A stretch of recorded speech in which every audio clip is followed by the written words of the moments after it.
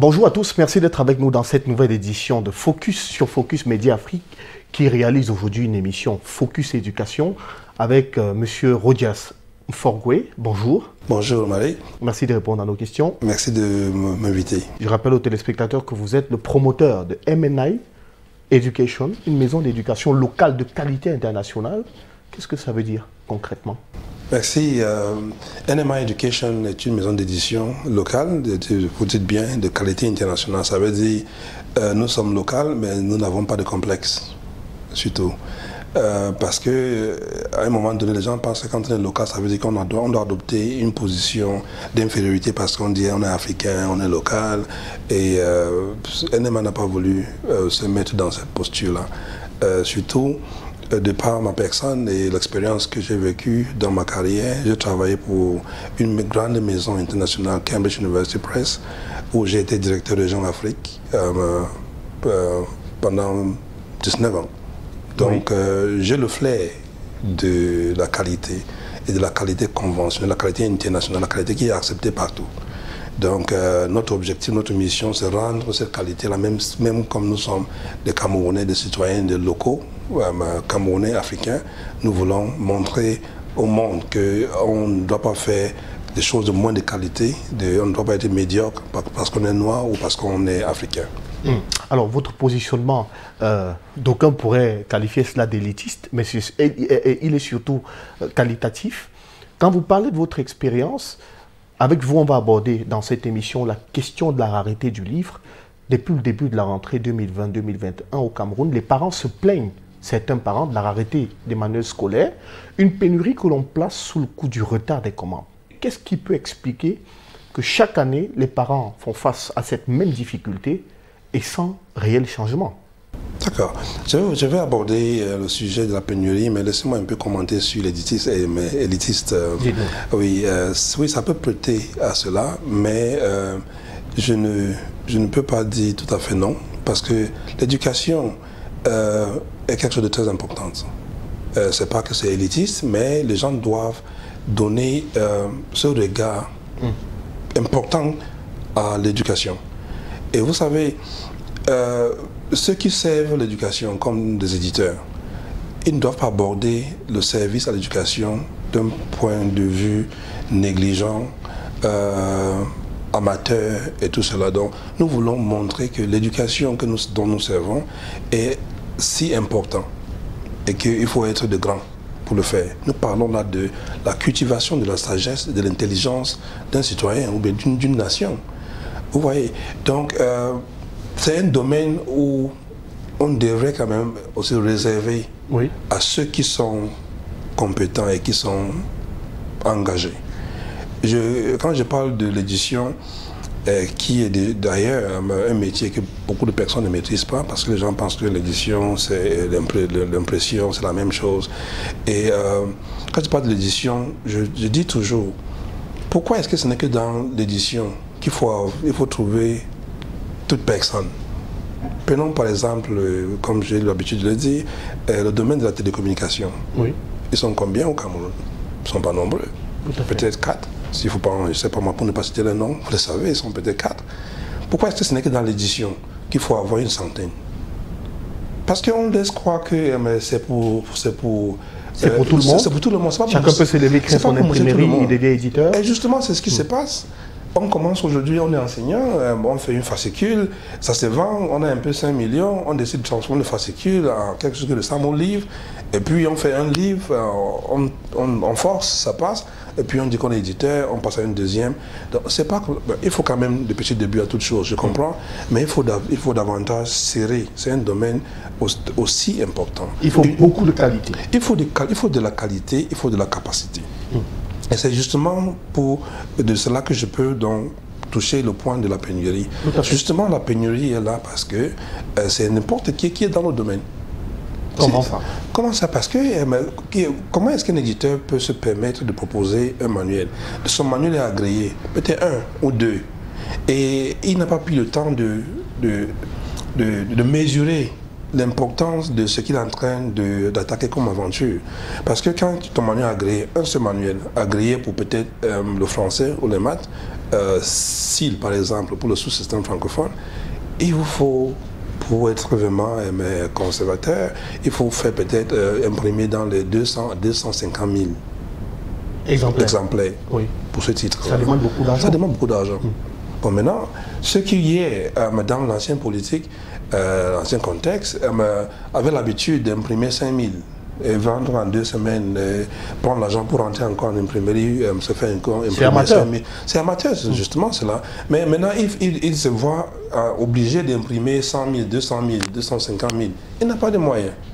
Et comme c'est un métier aussi qui n'est pas encore très bien connu et maîtrisé par des financeurs, ceux qui font dans le financement, les banques par exemple, mais il y a des banques qui ne veulent pas risquer dans un métier qu'ils ne connaissent pas et que chaque année, s'ils entendent parler pénurie, qui va mettre l'argent dans une aventure donc, qui est plein de problèmes tout le temps.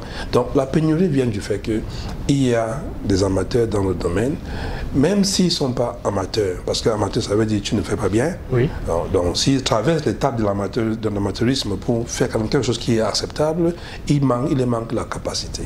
Oui, mais est-ce que ce n'est pas aussi un manque de politique, d'anticipation, de mise à disponibilité des livres sur le marché? Sinon, pourquoi le phénomène se répète au fil des ans et toujours avant, pendant les périodes de rentrée scolaire? Ok, je vais parler pourquoi ça se répète et si ce n'est pas manque de politique. Mais pour finir sur le point de la pénurie, oui. Ça ce que je disais, cela concernait les jeunes éditeurs locaux. Mais il n'y a pas de raison, je dis toujours et je le dis, il n'y a pas de raison à ce qu'un éditeur international, de la taille de certains qu'on connaît, oui. dont les livres ont manqué pendant très longtemps, pendant cette rentrée, ils n'ont pas de raison. Moi, je ne peux pas. Ils peuvent avancer toute raison qu'ils veulent avancer, mais je ne peux pas l'accepter. Parce que moi, je suis dans leur posture presque.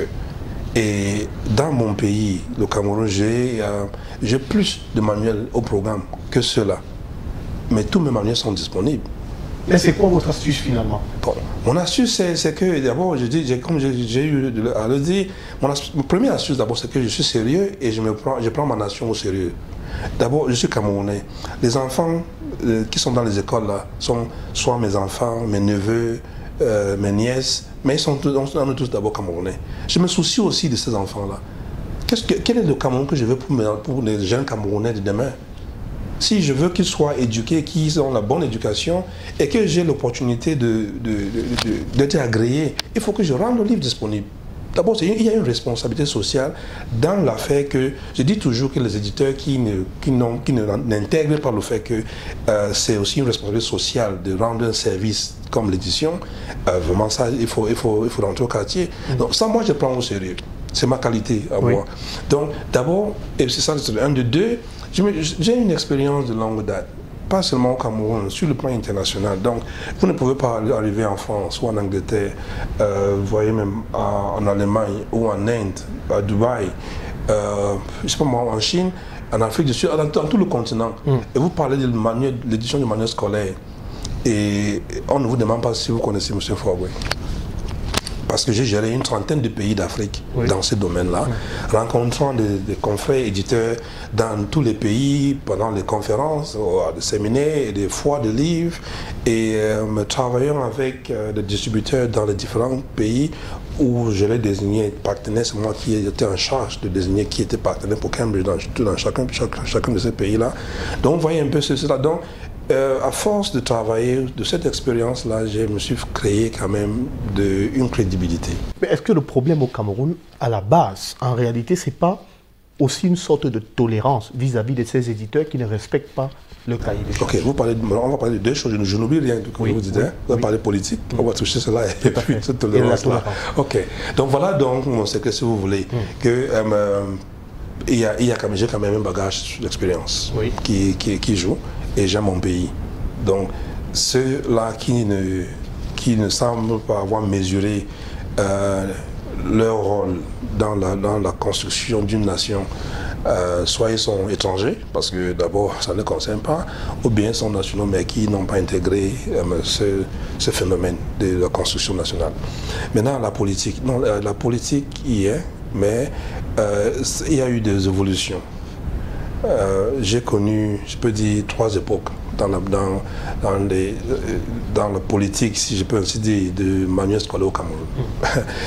La politique dans les années 1990 et dans les années 2000 et après 2000.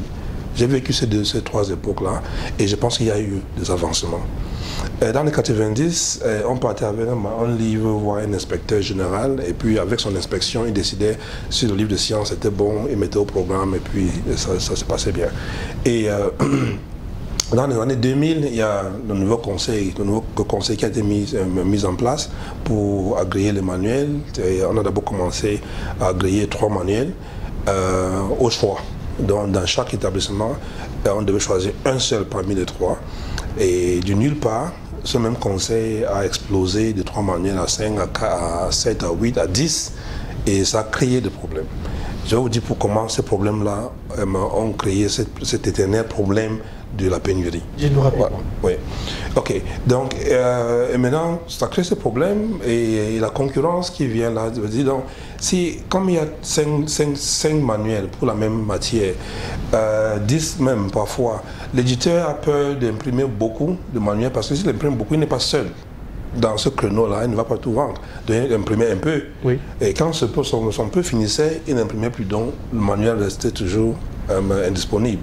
La période 90, c'est parce que les gens, certaines personnes étaient dans la situation du monopole, donc qui rendaient le manuel disponible ou pas, ça ne gênait personne, ça gênait d'autres personnes, sauf eux. Bon, maintenant, dans les années après 2010, il y a une édition endogène, une édition locale qui prend de l'envol, mais qui est fait aussi des amateurs, comme je dis, des gens qui manquent la capacité de produire. Et vous voyez donc que sur tout le long, l'éternel problème de pénurie doit être là. Parce que si ce n'est pas à cause de la concurrence et que les gens ont peur d'imprimer assez pour vendre, et que dès que c'est fini, ils ne veulent plus rentrer dans l'imprimerie, c'est parce que peut-être dans la politique actuelle, il est seul et la quantité qu'il doit produire le dépasse en termes de financement. Donc, la tolérance dont vous parlez, est-ce que ce n'est pas parce qu'il y a trop de la tolérance? Je vais dire que la tolérance, dans la mesure où le nouveau conseil, par exemple, qui fonctionne dans la politique de manuel unique, n'a pas encore puni, n'a pas encore sanctionné un seul éditeur qui n'a pas rendu le livre disponible depuis 3 ans. Bon, on peut dire qu'il y a la tolérance et les gens s'en foutent.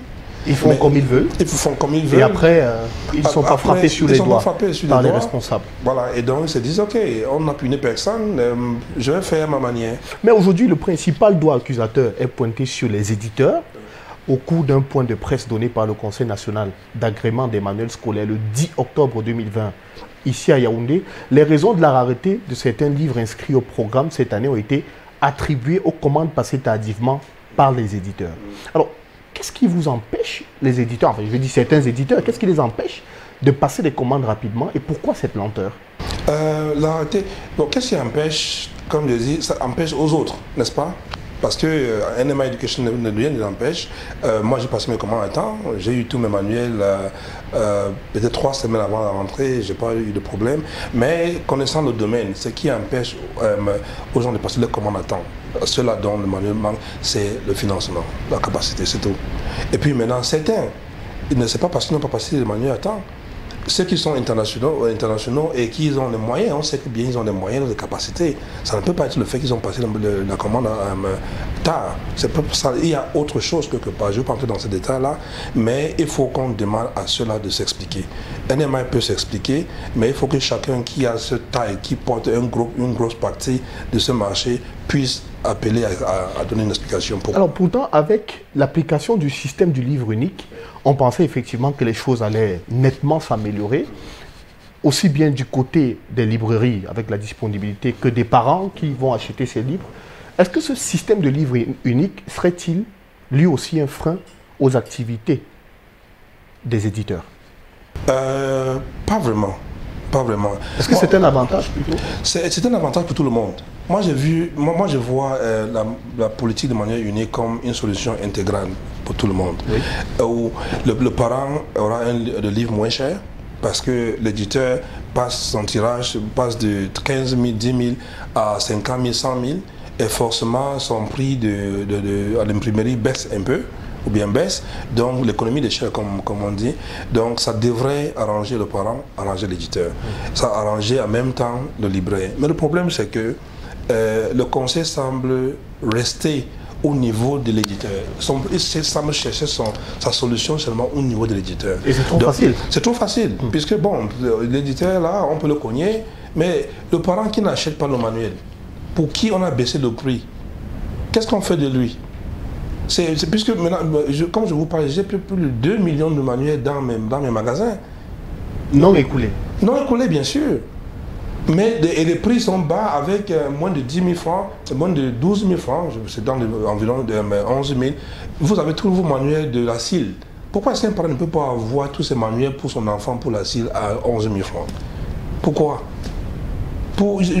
Les prix sont devenus moins chers, mais les parents n'achètent pas. Mais on est resté, le conseil se contente d'avoir baissé le prix chez l'éditeur. L'éditeur a des petites marges maintenant, mais comme il ne fait pas ces ventes-là, c'est là où vient même le plus gros problème, que personne ne voit pour l'instant. Parce que il fait le tirage compte tenu du fait que, bon, le prix est bas, mais le volume va le permettre de vivre. Et si personne ne trouve une manière d'amener les parents à acheter le manuel pour que le manuel soit disponible dans les salles de classe, pour qu'il y ait une éducation de qualité, d'abord on n'aura pas l'éducation de qualité, parce que les enfants n'ont pas de livres, donc la politique n'aurait servi à rien que de tuer l'édition locale. Je finis d'abord. Oui. De tuer l'édition locale parce que tous ces manuels que j'ai imprimés là, pour pouvoir répondre au prix réduit, je les ai dans les magasins invendus. Il faut que je paye. Oui. Maintenant quand je paye, et que j'ai le manuel invendu parce que le parent n'a pas acheté, parce que le conseil a obligé que le prix soit bas, qu'est-ce qui devient de l'entreprise? Qu'est-ce qui devient de l'édition locale? Donc, si on continue là où on est en train d'aller là, l'édition locale ne va pas exister. On sera en train de fragiliser ceux qui doivent accompagner la politique. D'accord. On sort justement par cet aspect avant de prendre la pause. Il n'y a que 5 éditeurs en ce qui concerne le secondaire qui ont été retenus pour approvisionner le marché du livre au Cameroun pour cette année. Est-ce que la demande n'est pas très petite, vue? Est-ce que, je veux dire, la demande n'est-elle pas très grande et l'offre très petite? 5 éditeurs pour le secondaire dans tout le Cameroun? Non, non, non. C'est pas très petit? Non, le secondaire dont on parlait, c'est le lycée. Oui. Voilà, puisque vous savez, il y a le moyen, il y a le lycée, donc le collège, le lycée. Donc les 5, c'est pour le lycée. Et c'est pas petit. 5, c'est même peut-être beaucoup. Mais 5, je le dis avec joie parce que je reste le leader même dans ce segment-là au niveau du lycée. Oui. Et c'est un niveau où, quand un manuel agréé, dépendant de la discipline, le tirage, c'est dans les 40 000, 50 000. Pour nous autres, c'est pas tuant.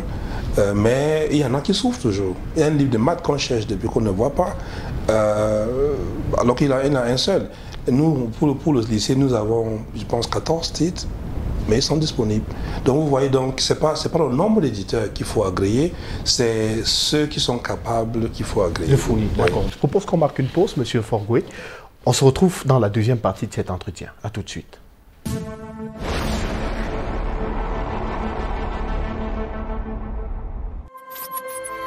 Health Horizon International présente un produit exceptionnel.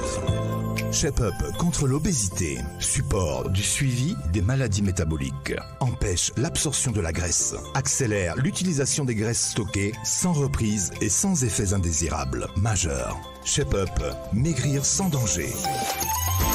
Infoline 6 55 452 153 ou le 693 04 03 64.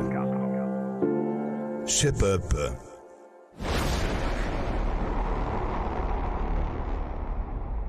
De retour sur ce plateau pour la deuxième partie de cet entretien, toujours avec notre invité, M. Rojas Forgoué, qui est le promoteur de MNI Education. C'est une maison d'édition locale de qualité internationale. Alors, dans la deuxième partie de cet entretien, nous abordons quelques aspects, notamment qui concernent la politique autour de la disponibilité du manuel scolaire toujours, mais également la dernière actualité à Kumba avec certains enfants qui se sont fait assassiner qui ont été assassinés par des personnes en cabale. Alors, est-ce que ces éditeurs, les éditeurs en date du 12 octobre, reconnaissaient que tous les manuels n'était pas encore disponible. Et selon Marcelin Vunda et toi, qui est le secrétaire permanent du Conseil national d'agrément du manuel scolaire au Cameroun, ceci est dû au retard dans le transport, au manque de ressources financières et même de l'inexpérience dans les procédures d'importation. Alors, est-ce que la situation, vous qui êtes un éditeur, est-ce que la situation s'est déjà rétablie sur le marché? Avant de dire si la situation s'est déjà rétablie, c'est intéressant de voir que c'est le secrétaire permanent lui-même qui le dit. Or, c'est des choses qu'il aurait dû savoir avant d'agréer ces manuels. Naturellement. Voilà. Puisque je sais que tous les éditeurs ont des fiches d'identification qui soumissionnent, qui présentent au conseil.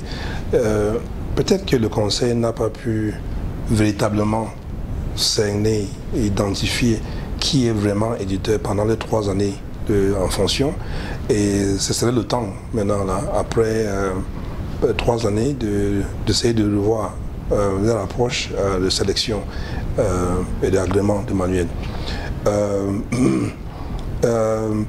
Cela dit, je pense que la situation, puisque je n'entends plus trop parler, je pense que la situation s'est rétablie parce que les libraires m'appellent tout le temps, même si ce n'est que pour me donner des informations, même ce qui ne me concerne pas.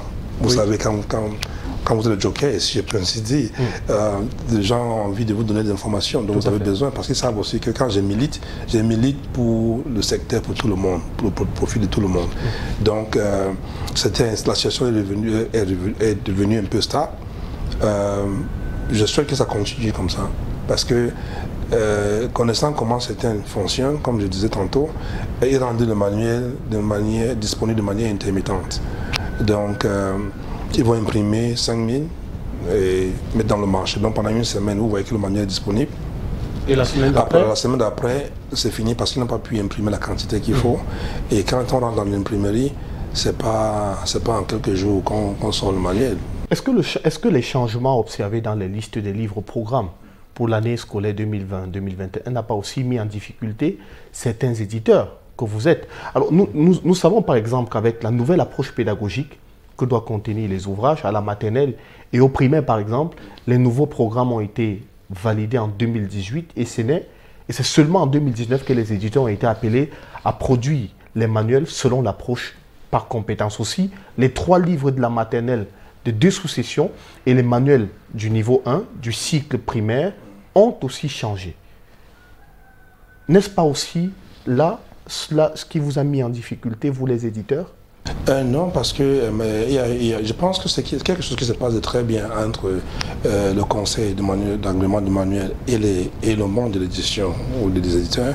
C'est qu'il y a une communication et un dialogue qui se passe, vraiment parlant, parce qu'il faut comparer 2 choses pour savoir si les choses sont améliorées. L'ancien conseil s'en foutait des éditeurs. Vous voyez seulement l'appel d'offres en manifestation d'intérêt et vous déposiez le livre, vous attendiez les résultats. Ceux-ci communiquent au moins et ils cherchent à vous donner le programme eux-mêmes et tout cela. Dans le passé, ce n'était pas ça. Mais ce n'est pas le changement de programme qui a fait qui cause problème. Parce qu'au niveau secondaire, l'approche par des compétences est en place depuis 2014, je pense. Et donc en 2018, il a été très facile pour le conseil d'agréer les manuels déjà qui respectaient l'approche par les compétences. Et comme mon édition, déjà mes publications respectaient déjà l'approche par les compétences 2014, je me suis retrouvé leader parce que mes manuels étaient plus adaptés. Parce que je respectais l'approche par les compétences, alors que certaines personnes se trouvaient dans la liste passant par des manières à l'époque qui se faisaient, alors que le livre ne répondait pas à cette approche par les compétences. Et puis en 2018, l'approche par les compétences est annoncée au niveau primaire, maternel et tout le cycle de primaire d'ailleurs. Et il était question de lancer même l'édition pour tout le cycle, de la CI jusqu'en CM2. Mais c'est le nouveau ministre, le professeur Laurent Etoundi, quand il vient, et heureusement qu'il l'a fait, il dit non, on ne peut pas changer tout le manuel de tout le premier cycle. Donc niveau 1 d'abord. J'imagine que s'il ne faisait pas ça, je peux imaginer combien ça allait être difficile. Si déjà, pour le niveau 1 seulement, les éditeurs n'arrivent pas à s'en sortir, qui allait éditer le manuel de la CI jusqu'en CM2. Donc, il prescrit d'abord pour le niveau 1. Et c'est en 2018, on nous annonce qu'en 2019, le programme sort en 2018. En 2019, on nous dit que vous avez 1 an pour préparer le manuel pour agrément. Oui. Voilà, donc nous avions 1 an, ça n'a pas créé de problème. Et on a subventionné le manuel. 1 an, c'est suffisant? 1 an, c'est suffisant. D'accord. Pour chacun, hein, de tailler à sa mesure ce qu'il veut faire. Et nous, on a choisi de faire dans toutes les disciplines.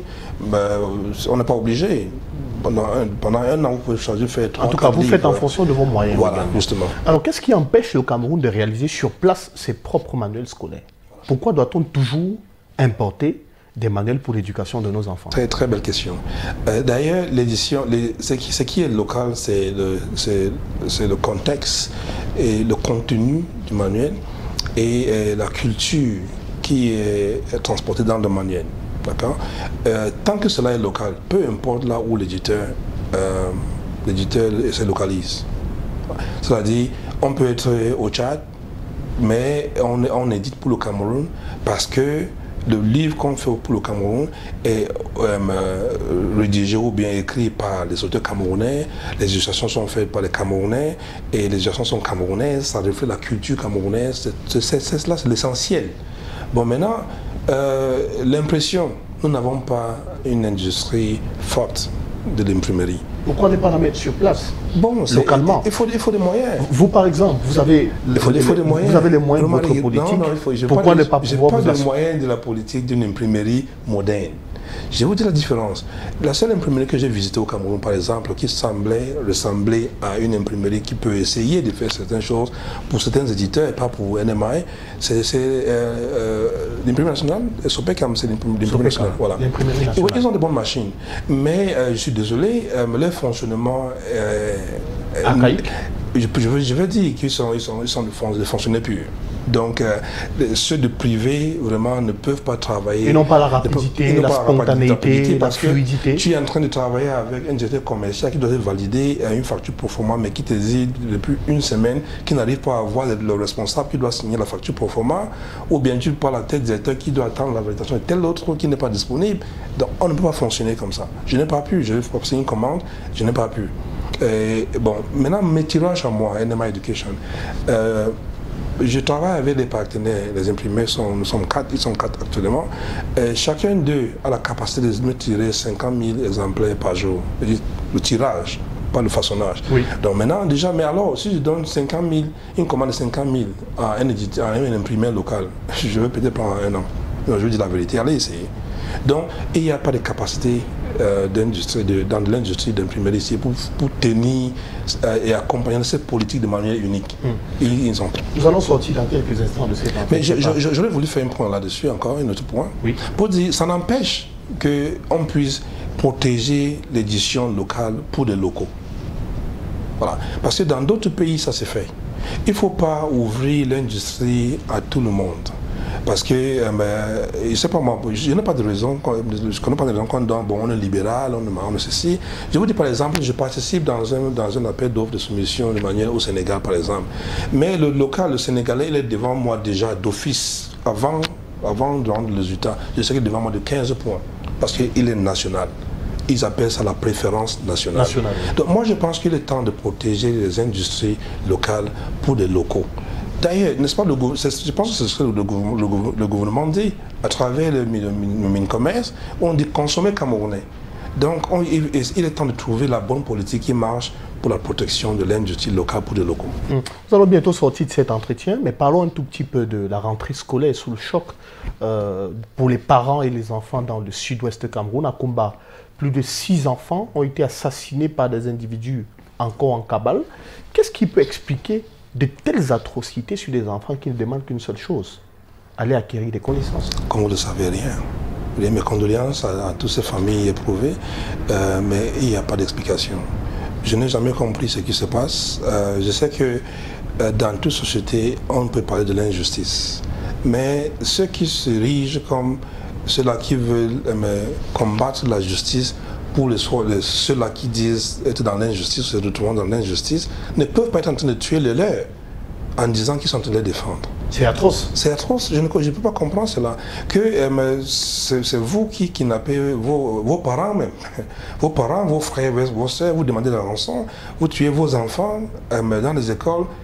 En quoi est-ce que cela vous apporte de la justice ou bien de l'indépendance? Donc c'est insensé, c'est criminel. C'est tout ce que je peux dire. Alors, vu le choc et le traumatisme, Ouais. pensez-vous que l'année scolaire 2020-2021 dans le sud-ouest vient de prendre un sérieux coup? Est-ce que ces enfants, ces parents et ces enseignants pourront tenir tout le long de cette année? Je pense que c'est un choc réel qui va déstabiliser la rentrée qui commençait plutôt bien. Ça va le déstabiliser, mais ça ne fasse pas le fait totalement qu'au moins il y a eu une lueur de rentrée dans ces deux régions qui ont souffert pendant très longtemps, pendant 4 ans déjà. Et aussi cela démontre que les parents veulent que les enfants aillent à l'école. Malgré l'incertitude, malgré l'insécurité, ils veulent que les enfants soient à l'école. D'après vous, que faut-il faire aujourd'hui? Qu'est-ce qu'il faut faire en dehors de ce que tout le monde souhaite, qui est la paix? Que chacun prenne ses responsabilités.